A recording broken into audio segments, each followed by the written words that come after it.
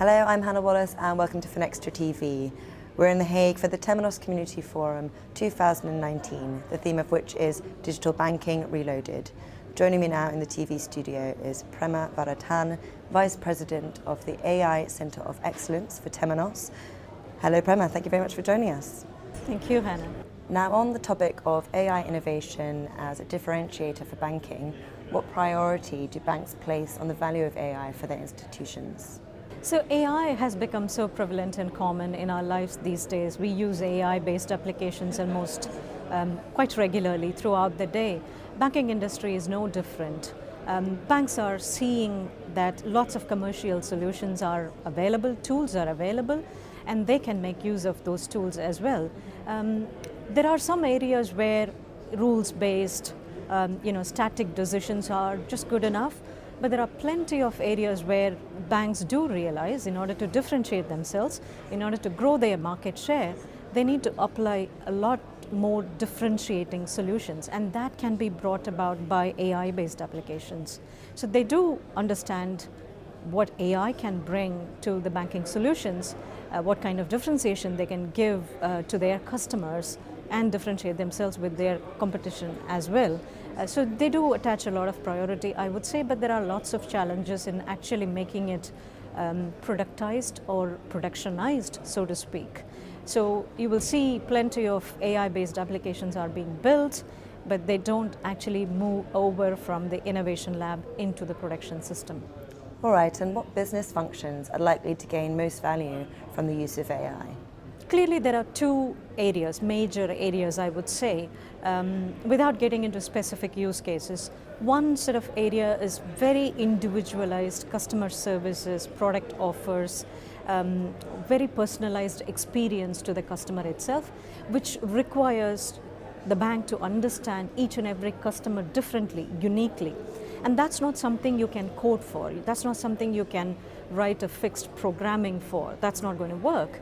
And as the customer behavior changes, their transactional behavior changes, their needs change, in order for the systems to understand this changing patterns and behavior, it's not possible to actually know this before and code for it. So AI is the answer there. Self-learning capability is the answer there. So you need to have machine learning algorithms which can detect those changing patterns, and it can automatically tune itself and automatically give the decisions based on such changing patterns. So that's one clear area. The other aspect that is very, very important, which I think banks pay a lot of attention to, is increased automation and increase in the straight-through processing rates. And what I mean by that, automation comes in any number of ways. It's about probably just taking over the manual, repetitive tasks that humans do in the back office, change that into a digital worker or digital bot solution, and there you go. That's one kind of automation. The other kind of automation is a lot more intelligent. It's about, again, the changing needs, changing patterns, understanding better how to position a particular customer's risk score.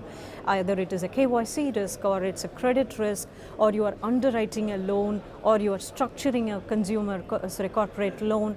It's n number of such things which can be actually changed quite significantly using AI and machine learning. So there are two aspects which I think are quite equally important, and banks have to pay a lot more attention to both areas. One gives them the differentiation, one gives them automation and low cost. So what are the challenges of implementing AI at scale? Okay, there are several challenges, Hannah, but there are two very important challenges, I would say, that the banks have to tackle. One is around data availability, and the other is around the explainability of the models. What do I mean by data availability? Again, there are two problems within data availability itself. Somebody said if you treat AI as a rocket, data is its fuel. So data, lots and lots of data, in order to train the models, in order to get some accuracy in the model that you can trust the model with certain decisions, that's one area. And the banks typically face a challenge with the availability of reliable data.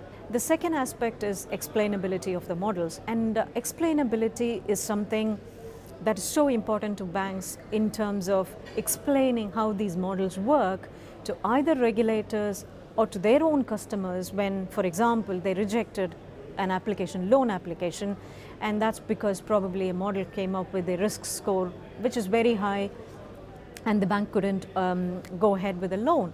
And they should be in a position to say why the model came up with that kind of a score. If it was a human taking this decision with a traditional software, rules based behind it, then it's very easy to explain the decision because you know the rules, you know what the user was actually going through when they made this decision. It's all documented, it's written up as and when. So it's very easy to explain that. But explainability of models is not that straightforward. You have to build it within the design, and you have to make sure you are paying attention to full traceability of these models as well. It's ready. It's absolutely ready, real time, fast data, a smart data lake solution that can prepare the data in a way that it can be fed into the machine learning model. That's quite important. And because it's lots and lots of data and there is speed consideration into it, it's important that banks implement a proper cloud-based, cloud-native solution with lots and lots of tools that are available already to do the data science part pretty easily. So that's one area which I think many banks are actually trying to do good things around. The other thing around explainability, lots of research have already happened. These days you will even find that some of the deep learning models, which are supposed to be extremely complex, do have some explainability built in by design. So it's about picking those right tools, right models, and having a proper data architecture. So Temenos provides these solutions already. These are packaged, pre-trained by us with lots of relevant banking data sets. So banks do have a very good starting point, I would say, in tackling these challenges. So yeah, I think we are best placed more than ever now to actually make that headway into exploring and exploiting all these AI and ML technologies. Well, Prema, you've certainly ended on a positive note there. Some really exciting developments ahead as well. Thank you for your time. Thank you very much. And thank you for watching.